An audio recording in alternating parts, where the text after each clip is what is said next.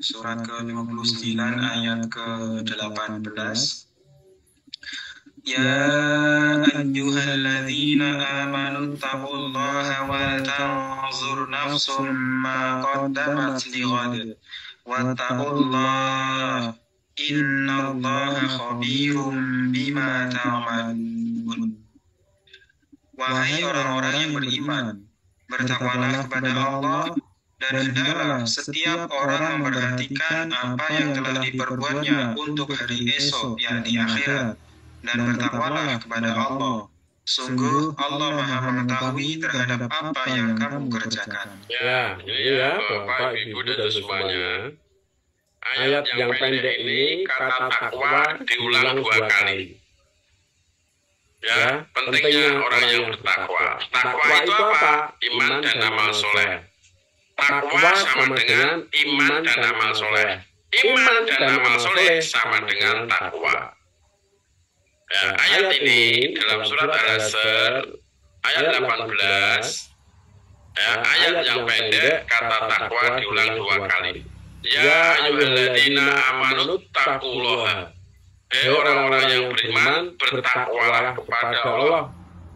Wal tangdur nafsu ma qaddamat lighad.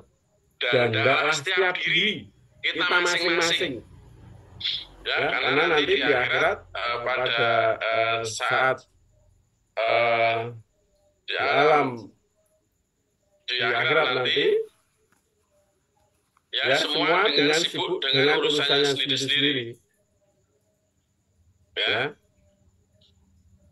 bapak, ibu, anak tidak akan bisa menolong. Semuanya sibuk dengan urusan sendiri-sendiri. Makanya wal tangdur nafsu ma qaddamat lighad. Dan hendaklah setiap diri memperhatikan apa yang telah diperbuatnya untuk hari esok akhirat. Artinya bekal. Hendaklah setiap diri memperhatikan bekalnya untuk hari esok. Bekalnya apa? Amal soleh. Bekalnya apa? Takwa. Bekalnya apa? Iman dan amal soleh. Bekalnya itu. Nah, iman dan amal soleh itu ketika kita di dunia. Ya, untuk mencari bekal akhirat itu ketika kita masih hidup di dunia ini. Maka tabunglah amal soleh sebanyak-banyaknya. Carilah modal akhirat sebanyak-banyaknya. Ya, menabung amal soleh sebanyak-banyaknya. Ya, untuk kita bawa sebagai bekal menghadap Allah Subhanahu wa Ta'ala. Kemudian wattaqullah, hendaklah kamu bertakwa lagi. Innallaha khabirum bima ta'malun. Sungguhnya Allah Maha mengetahui apa yang kamu kerjakan. Ini ya Bapak, Ibu, dan semuanya. Maka monggo silahkan yang di Korea, yang di Jepang, yang di Malaysia, yang di Hong Kong, yang di Qatar, terus ya beramal, terus menabung kebaikan-kebaikan, terus menabung amal soleh. Ya, jangan gadekan iman kita, jangan gadekan ketakwaan kita di negeri orang. Terus Al-Quran dan As-Sunnah ini kita pegang. Jadi sementara ini Bapak, Ibu, dan semuanya, nanti kalau ada pertanyaan-pertanyaan masih kita persilahkan. Oke, silahkan kalau ada pertanyaan. Ini sudah ada pertanyaan masuk terkait di tema Ustaz tentang akikah. Assalamualaikum Ustaz. Waalaikumsalam warahmatullahi wabarakatuh. Agak keras sedikit ya, di sini hujan lebat. Hujan lagi ya Ustaz? Hujan lebat dari sore tadi sebelum maghrib. Oke, ini pertanyaan, mohon izin bertanya tentang akikah Ustaz. Akikah. Untuk sekarang banyak yang menawarkan paket akikah seperti itu. Apakah boleh dan baik jika kita ikut ambil paket akikah seperti itu jika akan menunaikan akikah Ustaz? Ya, jadi akikah itu prinsipnya menyembelih ya hari ke-7 ya pada kelahiran anak. Ya, hari ke-7 kita pegang dulu akikoh.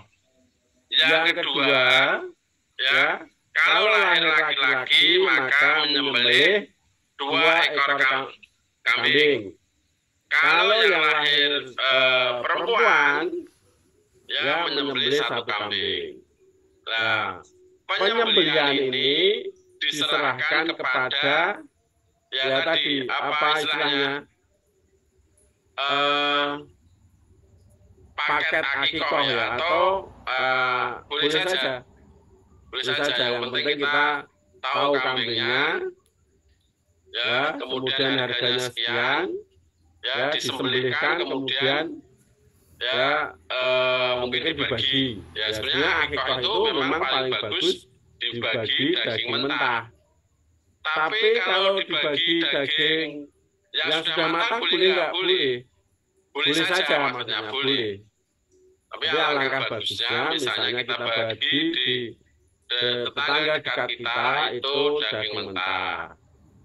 Nanti kalau sudah pakai daging matang ya biasanya pakai mungkin pisang, pakai nasi, ya itulah yang kurang baik. Misalnya daging yang sudah dimasak daging saja boleh. Ya sekarang kan ada misalnya rumah apa itu penyembelihan hewan itu loh. Ya, termasuk korban kan juga diserahkan seperti itu misalnya. Juga boleh. Yang penting tadi hari ke-7 kelahiran anak. Mana nih? Nah, selain itu hari ke-7 akikoh itu kalau tuntunan agama disunahkan 1 memberi nama yang baik. Yang kedua ya menyungkur rambutnya. Kemudian yang ketiga mengakikoi. Nah itu sunah-sunah Rasulullah tentang sekitar akikoh.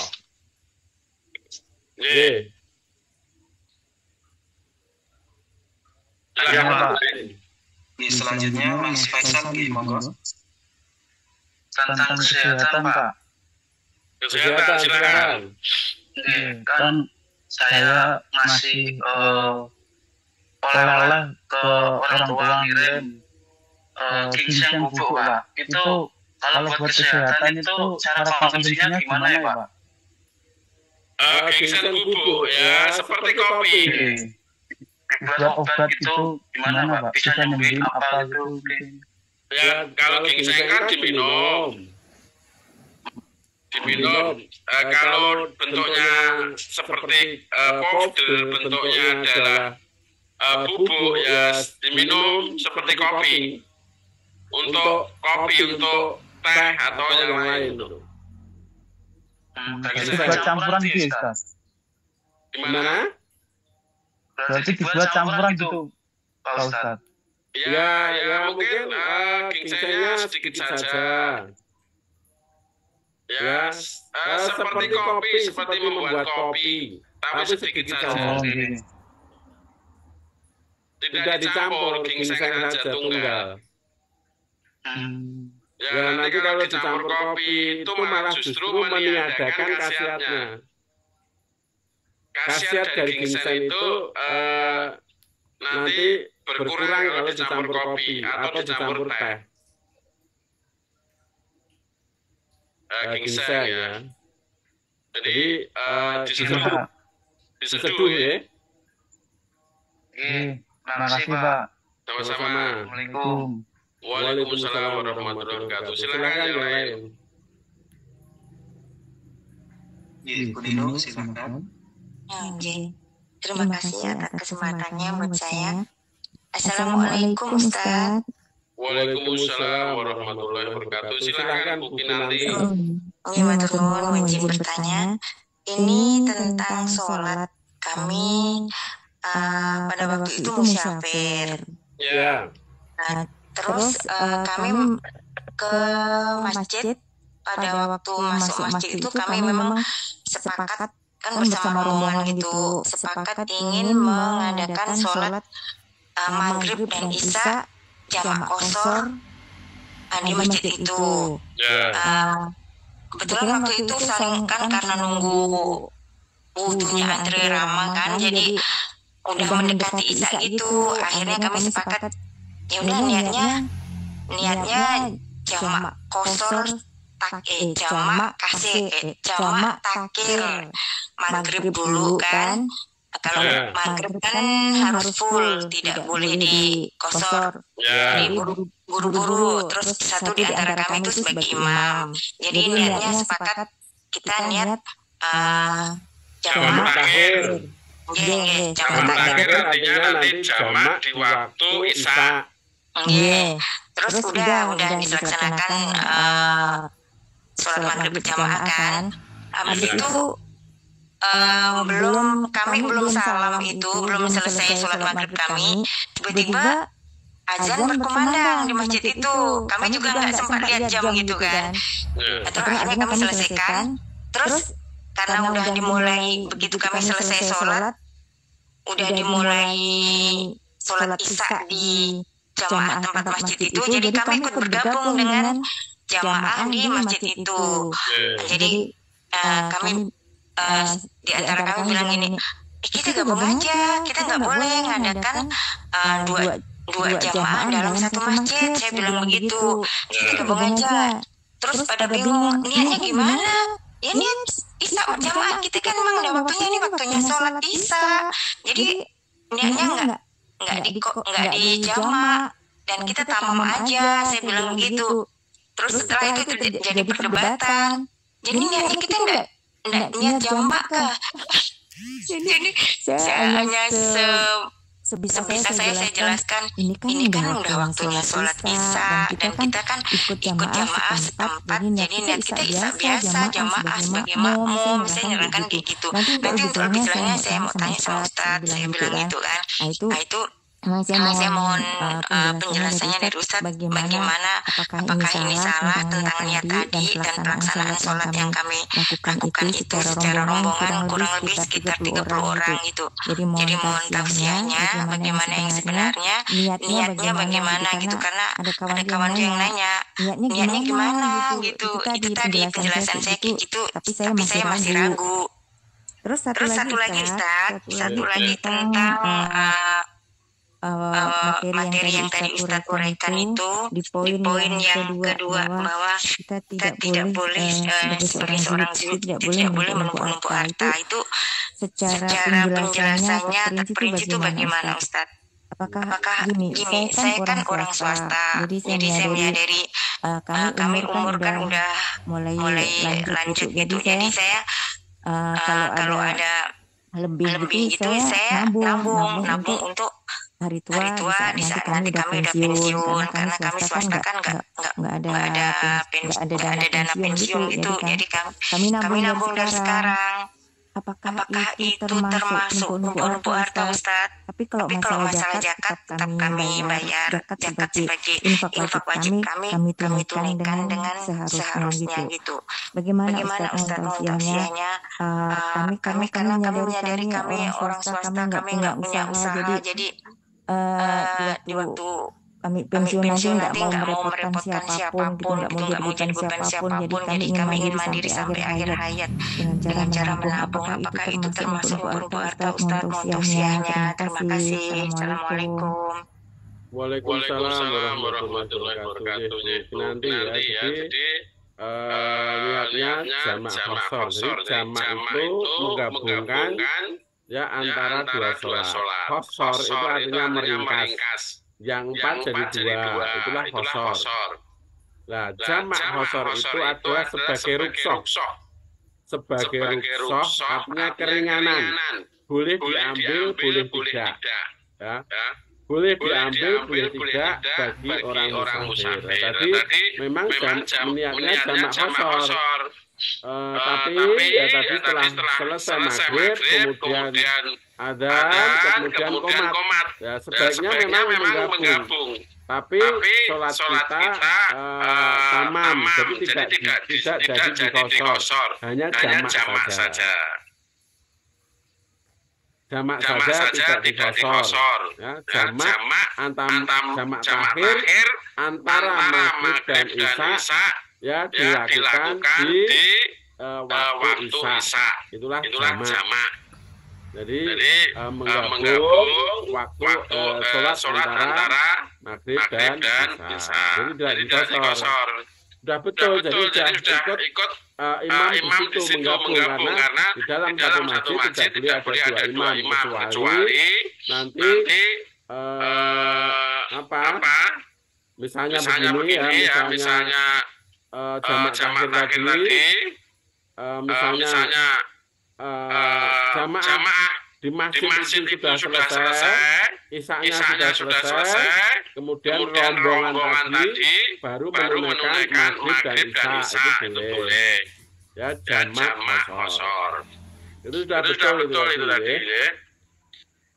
Ya, niatnya memang hanya jamak karena memang di situ sudah didirikan sholat isya. Tuh. Yang kedua, jadi menabung itu beda dengan menumpuk harta. Menabung itu sudah diajarkan sejak Nabi Yusuf. Ya, Nabi Yusuf itu kan ketika panen, ya banyak itu semuanya tidak semuanya dinikmati, tapi di sebagian ditabung nanti untuk musim paceklik. Jadi pelajaran nabung itu sudah diajarkan sejak Nabi Yusuf.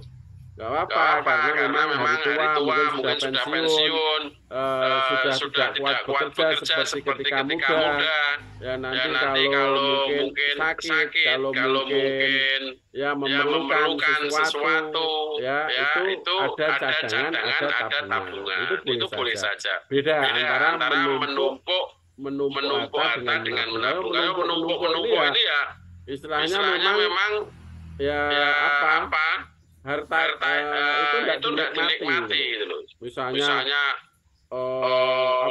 senangnya itu misalnya koleksi mobil-mobil. Nah, itu menumpuk.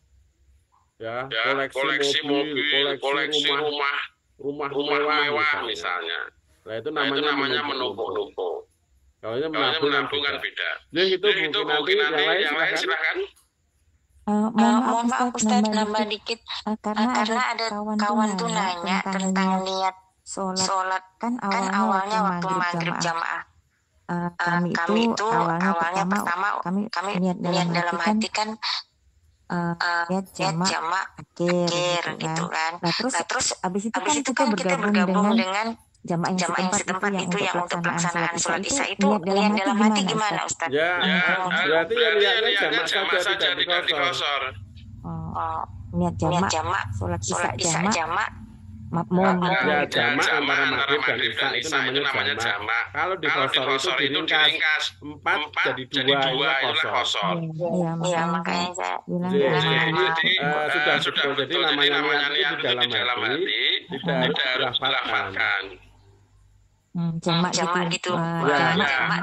Ya, namanya niat itu tidak harus diucapkan. Misalnya kita mau puasa, kita sahur itu sudah niat, kita itu mau puasa, misalnya gitu. Kita sholat wudhu itu sudah kita niat untuk sholat, misalnya. Ini niat itu tidak harus diucapkan tapi di dalam hati. Nanti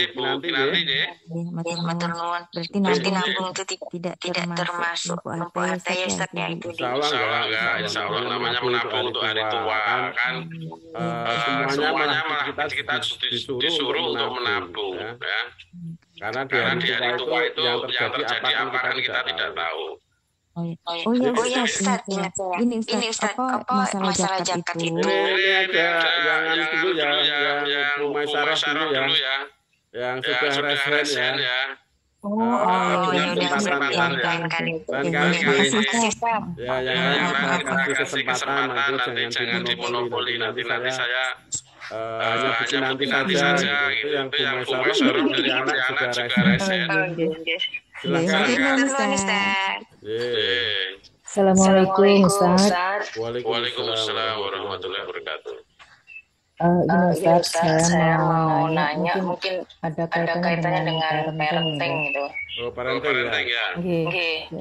Jadi saya pernah menyimak kajian yang di situ dijelaskan bahwa untuk menafkahi menafkahi anak anak kalau untuk laki-laki itu sampai balik gitu. Ya walaupun itu setelah balik tetap dinafkahi oleh orang tua, tapi wajibnya sampai balik. Kemudian kalau untuk perempuan itu sampai menikah walaupun sampai perawan tua. Saya dengar kajiannya seperti itu gitu kan. Jadi masih wajib menjadi kewajiban orang tua untuk menafkahi gitu. Nah, yang saya tanyakan itu kalau misalnya anak perempuan yang usianya udah mungkin menjelang 35 gitu ya, belum menikah, tapi dia udah punya penghasilan sendiri gitu, udah mandiri, udah beli rumah. Pada saat dia itu misalnya izin mau menempati rumahnya itu orang tua itu sebaiknya maksudnya gandoli atau melepas gitu ya Ustaz. Itu yang saya tanyakan untuk sementaranya. Jadi memang perlu diluruskan ya. Jadi memang untuk menafkahi anak itu selama anak itu belum bisa mandiri, ya orang tua masih punya kewajiban untuk memberi nafkah. Mandiri di sini artinya anak mungkin belum bekerja, ya belum bisa mencari rezeki. Ya, itu orang tua masih punya kewajiban untuk menafkahi. Ya, tidak hanya balik ya, tidak hanya di usia balik. Ya, kalau usia balik itu ya, kalau laki-laki usia balik itu artinya dia mungkin sudah bermimpi basah. Itulah balik. Ya, jadi kalau mungkin usia SMA atau usia sekitar usia SMA lah itu kan berarti kan masih masa pendidikan ini, jadi tetap masih kita nafkahi. Jadi patokannya bukan balik, bukan umur berapa, tapi patokannya adalah selama anak belum mandiri masih orang tua punya kewajiban untuk menafkahi. Nah, tadi yang ditanyakan putri ibu umur sudah sekitar 30 tahun, sudah punya penghasilan sendiri, sudah bekerja, bahkan sudah punya rumah sendiri. Nah, kalau mau ditempati ya dipersilahkan, nggak masalah. Ya, mungkin orang tua juga cukup mengawasi lah. Karena itu kan anak pengennya mau mandiri, anak pengennya mau berdikari. Ya apa-apa, berlatih nggak apa-apa. Dan nanti orang tua selama putrinya tadi belum menikah, ya tetap berkewajiban untuk mengawasi, mungkin juga untuk membimbing, mengarahkan. Tapi kalau anak pengen tadi menempati rumahnya dipersilahkan. Seperti itu, Bu Masyarah yang ada di Pontianak. Pak Ustaz, Pak Yanto Abbas yang referensi. Mohon maaf Ustaz. Untuk Pak Yanto Abbas mungkin di lain kesempatan atau di waktu sudah di Korea malam besok teman-teman juga bekerja kembali yang di Jepang juga ya. Mohon maaf Pak Yanto Abbas yang di Sintang juga Ustaz. Untuk laporan terakhir ya Ustaz. Silakan. Ini yang tergabung di Zoom ada 26 saudara, yang menyimak di YouTube ada 7, yang menyimak di Facebook ada sekitar 11 Ustaz. Jadi totalnya berapa ini? 28 tambah 11 tambah 7 sekitar 49 Ustaz. 49 ya. Baik. Baiklah Bapak Ibu dan semuanya, ya mudah-mudahan kajian malam hari ini ada manfaatnya. Allah senantiasa meridhoi langkah-langkah kita. Allah senantiasa memudahkan kita dalam memahami agama, dan Allah senantiasa memudahkan kita dalam mengamalkannya. Dari saya sekian, kurang lebihnya mohon maaf. Taufik wal hidayah. Wassalamualaikum warahmatullahi wabarakatuh.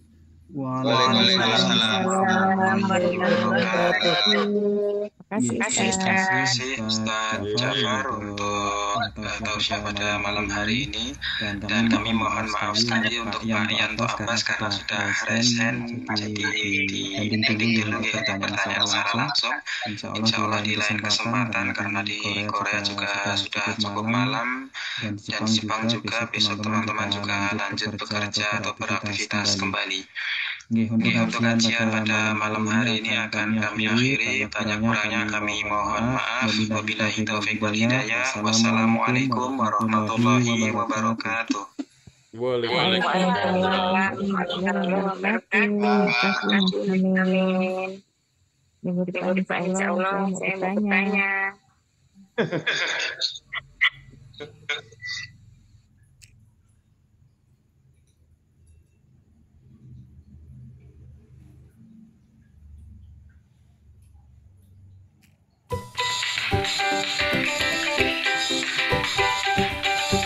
Stacking blocks.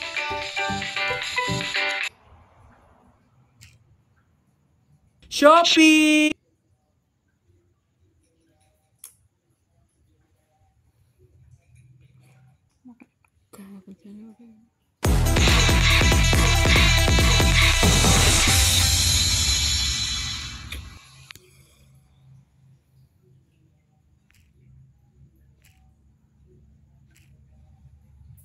Okay.